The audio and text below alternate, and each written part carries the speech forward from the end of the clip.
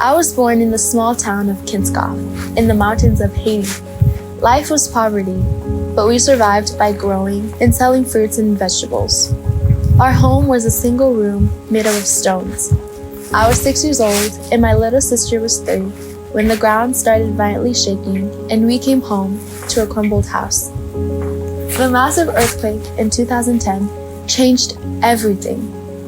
We lived outside for the next several weeks for fear that aftershocks would collapse what was left of our house. My mother, Johane, did everything for us. About this time, she became seriously ill with a disease that would take her life. My father, not being equipped to take care of us, took my sister and I to a place where we might get some extra food. Sadly, we did not realize that he was taking us to an orphanage, where he would leave us. Looking back, I know he loved us and did what was right. But it was so hard then. Everything was suddenly different. But my sister and I always had each other. So we adjusted to life in an orphanage, living with 40 other kids, missing our parents, hoping and dreaming of having a family and a home. I prayed to God for a new family.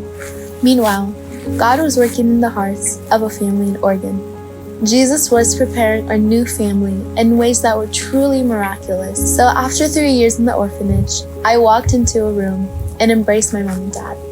We got off a plane in Oregon, where we met our 3 new sisters and so many people who had been praying for us for years. Tears of happiness, of love, of being forever home. In my life, all the suffering, the loss, the heartache, and the joy, God has been so faithful to remind me that He sees me and has a plan for me. That's why I joined an outreach team from my Christian school that reaches into communities with stories of hope.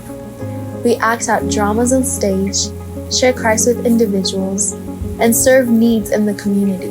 I have also expanded my languages to be fluent in Haitian Creole, English, and Spanish. Knowing multiple languages will grow my ministry opportunities. Everyone has a story that is meaningful to share, and I want my story to help raise others up into a life of health and fullness.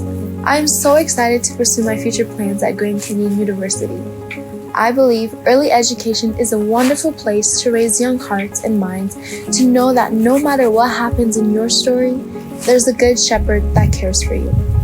I believe that I can change lives in the world and maybe even back in Haiti. Every part of my story has made me who I am today, and I know that this next chapter at GCU will lead me where God wants me to be.